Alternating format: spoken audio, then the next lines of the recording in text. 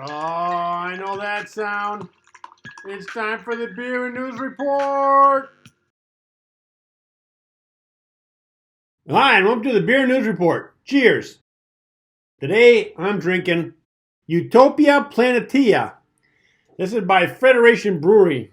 Now, I thought the name Utopia Planitia is appropriate for the show I'm about to do. But first, the beer. This is an amber beer. Actually, it's called a red rye ale, and it's supposed to be malty and spicy. But for me, it tastes like burnt thick coffee.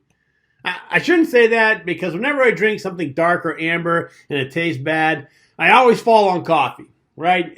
I've only tasted coffee once or twice in my whole life, and I remember it tasting really bad, and now anything that tastes bad to me, I always relate to coffee. Now, I'm sure coffee drinkers would drink this and say, this tastes nothing like coffee. In any case, I don't like this beer, right? I think you already knew that. Anyways, it's going down really hard, and it's going to be tough to drink the whole thing in this show, but that's okay, because this show is meant to leave a bad taste in your mouth. You know, some more than others, right? So, cheers. I like conspiracy theories. All of them out there about COVID and the vaccine and how it's intertwined with the government. There's just something about a conspiracy theory that's exciting to think and talk about. That's what this show is going to be about. The conspiracy theories about how the government is going to use COVID and the vaccine as population control. Now, I know you already know this, but I'm going to say it anyways. Conspiracy theories aren't real. I know the word theory is in it, but that doesn't mean that it's actually factual. That's why you have to put the word conspiracy in front of theory to let everyone know that this is going to be something cool that we should think about. It could happen, but we have no proof of it. So grab a beer, sit back, and let's talk conspiracy theories about COVID. Yeah, cheers.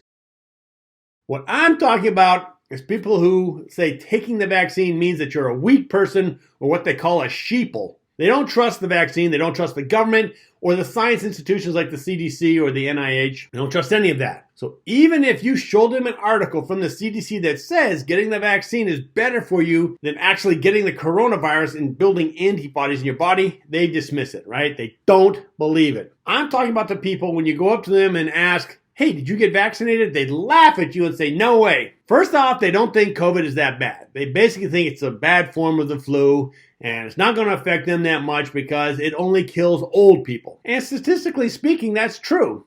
Over 75% of deaths from COVID have happened to people 65 and older. But that means that 1 out of 4 have died from COVID younger than 65. So it's not risk-free. Another point they make is that, hey, I'm in great shape. They work out, they eat the right foods. Again, statistically speaking, they're right. Most of the deaths happen to people with underlying conditions such as heart disease or diabetes or immune system disorders. But there have been people who don't have underlying conditions that have died from COVID. People like Chris Truesdale, 34 years old. He's a singer, or actor Nick Cordero at age 41. And most notably, bodybuilder John Ayers, who in peak physical form died at 42, all these from COVID. So while younger you are, the better your chances.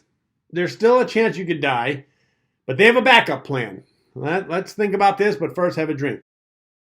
The backup plan is to have ivermectin and hydrochloroquine in the medicine cabinet, right? Now, neither one of these drugs has been approved for treating COVID, and I did a show on ivermectin about that, and it has promise, but there's a problem. Both of these drugs are generic, meaning that anyone can make them, and this is why big drug companies don't want to test it.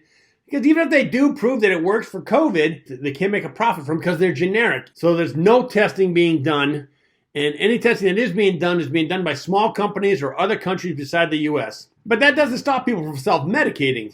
The problem is we really don't know how much you should take to treat COVID. And people are poisoning themselves to recover. Then there's the problem that if you're sent to the hospital, since ivermectin and hydrochloroquine have not been approved by the FDA, hospitals aren't allowed to give them out. Also, if you're using these drugs to help you with COVID, then you can't say that you're saving money because the vaccine is free. I highly doubt your medical insurance is going to cover using these drugs to treat COVID because it's not approved by the FDA. So you're not going to get refunded by the medical insurance. Heck, sometimes they won't even cover drug treatments that are approved by the FDA, right? We've all been screwed by them. Yeah, I think, yeah. Cheers. Okay, so that covers most of the reasons why people don't take the vaccine. But what about the people who do take the vaccine? What's going to happen to them? Well, according to the Antivaxxers, they say that you're getting injected with DNA, which is going to change your body's DNA. Now, the CDC and other medical institutions say that this isn't true, but of course, they're all part of the government, so why would any anti-vaxxer believe that they're telling you the truth, or would they let people know what the government is doing? Well, that's a great point, and I don't really have an answer to it until I saw on YouTube this video from Bill Burr, who's on the edge. He says what he wants, and he doesn't care how you feel about it. Listen to him about the anti-vaxxers. A lot of people that are upset about a lot of things these days. People are arguing about whether they should get vaccinated or not. Have you gotten vaccinated? Yeah. Yeah. I'm up for it too. I'm like, if they're trying to kill me, which doesn't, that conspiracy, I love a conspiracy, doesn't make any sense. You don't think the anti-vax conspiracy lines up? That they're secretly trying to kill all of us for population control? No, because what they would do they would be killing all what they call the sheeple. So all the people would be like, all the people that go, what are we supposed to do? Okay, they're going to kill us. Right. And then just be left with all the Fonzies with their leather jackets who are too cool to listen to people. Like they got a nightmare. Who's gonna dig their ditches for them? So yes. It just doesn't make. I mean, if you want to say that they're going to come up with something to thin the herd, I will go with that. But they would never do a pointed attack on people that are going to do whatever they say. Yes. Yes. They're eliminating the wrong group if this is the plan. So maybe they vaxxed us Sheeple, so then they can have a second vaccine of COVID thing come out to kill all the cool people that hit a jukebox and it turns on. I know he's joking, but he makes sense. Why would the government attack the people that follow them? They wouldn't. If anything, they would attack the people that don't follow them. So if that's true, then shouldn't the conspiracy theory be that the government is making the vaccine to build up the strength of the people that follow them so that when they release the really bad COVID virus, the sheeple, if I may, they will be protected? Now, the first three variations of the virus, that was called alpha, beta, and gamma, those were like test viruses. Then came Delta. And this was the one that was going to start the government vaccine program and then find out who would take it and who wouldn't. Then along comes Omicron to test to see if they can increase the infection rate, to which they succeeded. Very nicely, I might add. But also, Omicron pushed the booster shot. So it's all kind of playing out perfectly as the government planned. So what's the next step? Well, let's have a drink and see what happens next. Cheers. Obviously, the next step is to combine Delta and Omicron to make the deadly, highly contagious variant. So what's the next letter in the Greek alphabet? Well, that would be pi. You know pi. Everyone knows pi. It's what you use to define a circle. So I don't think they're going to use that one. The next one after pi would be rho. Now, that would be hilarious because that's a short form of my sister's name. My sister's name is Rhoda. And then it'd be cool because then I could blame her for everything that COVID does. But I think they're going to use the one after that, which is sigma. I mean, sigma sounds like a virus name.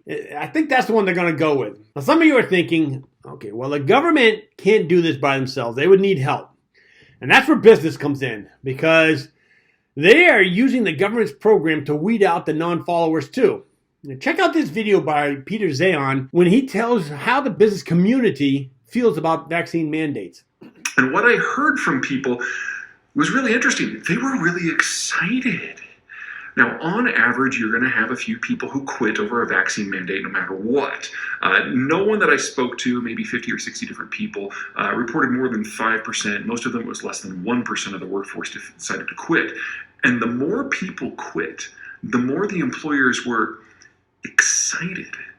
Because the sort of people who quit because of a vaccine mandate, the sort of people who think it's their political right to infect people on the factory floor who are their co-workers, or just don't believe that this stuff is real and they've bought into all of the conspiracy garbage that's going around.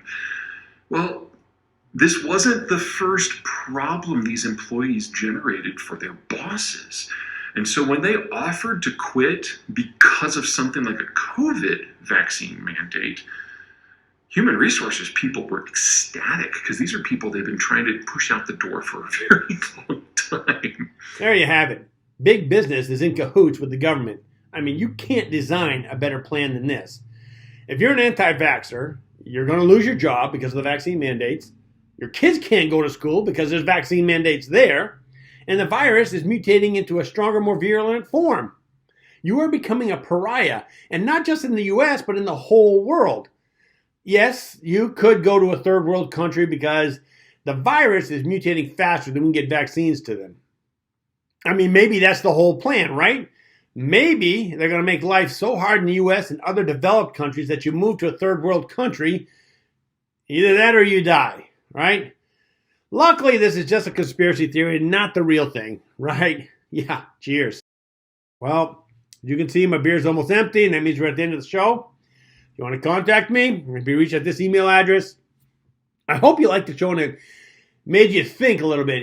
Maybe now you'll click on that like button. Click it! Of course, if you want to get notified of new shows, click that subscribe button and the bell icon next to it. This will notify you when a new show has been posted. Till then, keep your beer cold and your interests hot. Cheers.